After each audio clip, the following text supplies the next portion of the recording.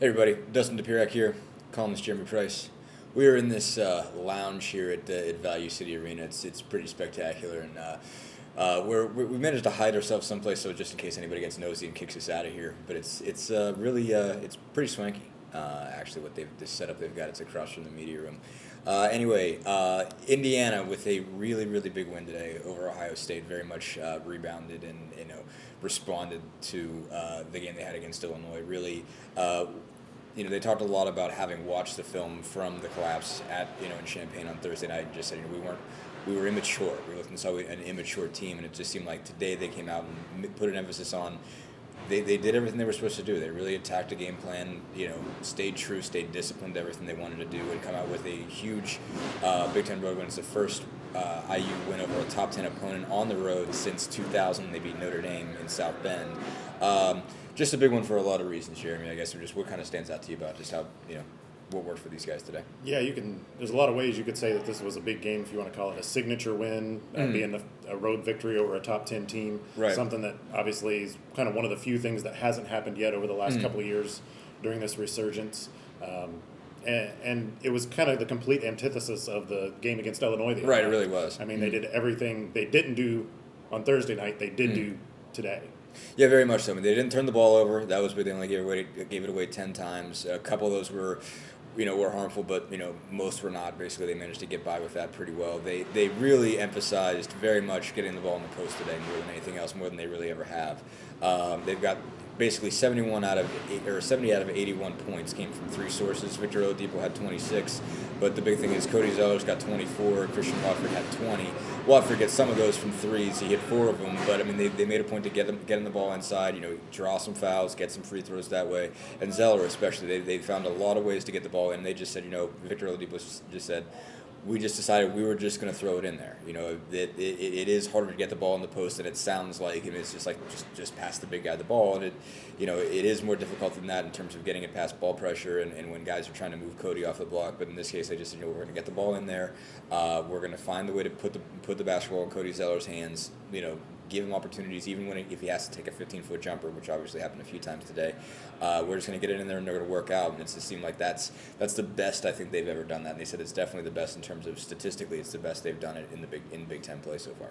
Yeah, really two parts to getting the ball to Zeller. I thought first half, the big thing was he wanted the ball and really asserted himself from the get-go. And it quickly became clear that Amir Williams had no shot of defending him at all. Yeah.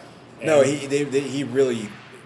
was clueless. I mean, and Williams has been pretty good defensively. He's like 5th or 6th in the league in block shots. But Zeller, it was as much as I think I've ever seen him look at a guy and say, I got him. Just give me the ball. Yeah, exactly. I don't know that. I mean, it's happened on occasion. I mean, he is more assertive than I think that he's given credit for. But in this case, I mean, definitely more than we've seen in Big Ten play. He just kind of looked at the guy who was guarding him and said, I got this. Yeah. You know. And then the second part was in the second half, get down to about the last 5-6 minutes. At Illinois the other night, I think he had one touch in the final 5 minutes, basically. This time, Indiana made a point of getting him the ball. And the first time he drove baseline, drew a foul. I think the second time drove into the lane and got a foul and then stepped out and hit that 15-foot baseline jumper. And so that was a big shot. I mean, and he had a couple of those little turnaround little 8-footers just kind of like curling in the paint. I mean, he's got that shot and he's always had that shot, and he I think made a more of an emphasis to really go to it today, and it made a big difference when he was just able to score over people. And he's always had that sort of face-up game and the ability to hit that way, but it had a lot of value today in just terms of everything else they wanted to do. Yeah, showed a little bit more of the diversity that maybe people have wondered about. It's there, it just doesn't always show up. Yeah, and there's been sort of an argument going back and forth in the blog about this, about how much he should be showing that and how much he shouldn't. He can hit threes. We've seen him do it. We saw him do it at Washington. I don't know how big of a part of the game that has to be. He obviously hasn't been very much, but he's shown the ability to drive, and you don't know how far you want him stepping out. You don't want him doing it a lot. I mean, he's a 7-foot guy and he can rebound, but every once in a while, when he can add that to his game, and just so that you have the ball in his hands, and basically he has the opportunity to do stuff like that. I mean, he's got that ability. It's just a matter of planting a seed in the defender's mind sometimes. I mean, you only have to make one of those before the defender decides, well, I need to take another half step out. And with a guy like Zeller, his quickness at his size, another half step out, It's and he's freakish. going Yeah, past that he you. can go past you and stuff like that. And then other guys can, maybe that it just opens up the lane for this occasion, for this driver, or whatever. Victor Oladipo, obviously, another just phenomenal game. I mean, he just found so many different ways to score. And not only, some were standard and some was just being in right places, just knowing kind of where the ball was going to come off. And sometimes it was rebounds, but sometimes it was just cutting to a place where he sort of needed to be, finding holes, finding openings. I mean, I remember he just had one sort of long rebound where he just got that and just drove and just dunked on a guy, and he hits a three, and he did just basically everything, and just continues to do that, and continues to really make, along with Zeller, a Player of the Year candidacy. Yeah, another diverse day for Oladipo, and the big thing with him is he just has kind of a good knack of knowing two things. One, when to be in the right place at the right time. Really good at picking up those, what they call in soccer, garbage goals or vulture goals. Yeah. He seems to always be in the right place to grab those, get that offensive rebound, that loose ball, whatever. But Somebody he also tips it away, and he's just there. Right. And then he also has a knack for hitting a shot at the right time. And that was the case early in the second half. Ohio State pulled within 4 points, kind of threatened to make this a game. Oladipo came back. I forget what the first bucket was, 2-pointer, and then he had a 3-pointer off the wing that was just huge. And Indiana was back up 9, and I don't think it ever got under 8 again after that. No, that was pretty much the extent of it. I mean, I think that started about a 13-2 run, I want to say, and they went up. I think they went up 12 at that point and stuff like that. But yeah, it was a huge shot. And Watford had a couple of those as well. That Oladipo and Watford both had occasions where, right when you saw maybe Ohio State gets back into this and maybe Indiana's about to collapse again, those guys just drilled a couple. And it was big because Jordy Hulse was off today. It was 1 for 7 from 3, 2 for 9 from the field. Still had 4 assists. Didn't play a bad game floor-wise, just didn't have it shooting-wise. But Watford and Oladipo were very much there to hit shots when they needed to be made. And I think the other thing that stood out for me this game was just the physicality and the toughness that Indiana showed. Because Ohio State's a team that can really get into you defensively, really frustrate you over the long haul. Aaron Kraft probably being the poster boy for that, Of course, as well. And Indiana didn't allow themselves to get frustrated. They didn't allow themselves to get kind of taken out of their game. They just basically fought through it today, and they stayed determined to do what they do best and didn't let Ohio State get to them. Yeah, I think, one interesting line you look at, I mean, Yogi Ferrell plays 25 minutes. He's only 0 for 1 from the field, takes 1 shot, 1 of 2 for the line that he gets late. He had 3 fouls. But he has 3 assists and 1 turnover, and the biggest thing I think is that 1 turnover. I mean, he obviously had to deal with Aaron Kraft a lot.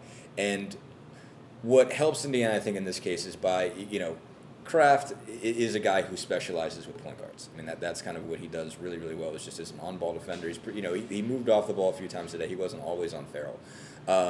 But basically, if you're in this sort of case when you've got a freshman being defended by a really experienced, really gritty, really, to use the obvious dorky phrase, crafty guy, you don't, it's not even, I'll be here all week, tip your waitress, just try the veal. But you just don't want him to get overrun. Basically, I mean, you're not necessarily expecting Ferrell in that case to get a bunch of points. You're probably going to lose that matchup in terms of he's going to really sort of hold you down and maybe take Ferrell out of it in terms of his score. But if you're Indiana, what you're really hoping for is the Kraft doesn't so overpower him with the on-ball defense that you're talking about a whole bunch of turnovers and steals and easy baskets. Ferrell, I thought, did a good job of just not getting worked in that case. I mean, he didn't necessarily, didn't do anything spectacular. Had 3 assists, didn't look great, but was smart enough to not overdo anything, and just didn't get frustrated and flustered to the point that he was making big mistakes. It was kind of a favorable situation for Indiana because Indiana, with Yogi Ferrell, doesn't have to score for Indiana to be successful. They just need unlike Yogi Ferrell. Trey Burke with Michigan. Exactly. And we know what happened there. Kraft obviously took him out in the first matchup, and that was a big reason why Ohio State. Exactly. Burke still had 15, but you need more from that in that game, in that matchup. But in this case, Yogi just needed to take care of the ball, keep the offense running, and apply some pressure defensively, which I thought he did a pretty good job of as well. Yes, he did a very good job. I thought that he did very good at that. And then Indiana got the ball to the other guys that needed to get the ball, and obviously Zeller, Watford, and Oladipo. That was pretty much the offense today. Oh no, 71 out of 8, or 70 out of 81. I keep thinking 71 out of 80. It's 70 out of 81. But yeah, and basically this sets them up in so many ways in terms of its value for the conference race. I mean, basically they needed. It's all tough road games the rest of the way out. If they're leaving Assembly Hall, they're playing somebody tough. It's Michigan State, and Minnesota, and they couldn't afford to go 0 for 4 in those. I mean, basically losing the Illinois game and also losing at home at Wisconsin basically got rid of any sort of they don't have a lot of margin for error now after that. But if they want to win the league, I mean, they're going to be fine in terms of getting in and getting a good seed tournament-wise, both conference and NCAAs. But they needed this one if they want to be the top seed in the Big Ten tournament and a top seed in the NCAAs. These are the sort of games they got to win. I mean, they can't, they can't give those up. They've got to hold serve at home, and they've got to win big Big Ten road games. And this is the first step in that. It keeps them in first place in the league. They've got the head-to-head edge on Michigan State right now, but those two teams are the only ones with 2 losses. They obviously got helped out by Wisconsin beating Michigan yesterday. So it keeps them in good shape. I don't know how far they'll fall in rankings because a whole bunch of other teams lost too, but it keeps them in solid position that they're able to survive a week in which they had a bad loss and a bad collapse. They're able to still come out of, go in the next week feeling pretty good and feeling like they accomplished something. And that pretty much brings us full circle. The significance of this win is it shows that Indiana can win this kind of game on the road, and it's going to have to win a couple more of these games on the road if it's going to win the Big Ten this year. Very much so. And it keeps getting more interesting. Thanks, guys.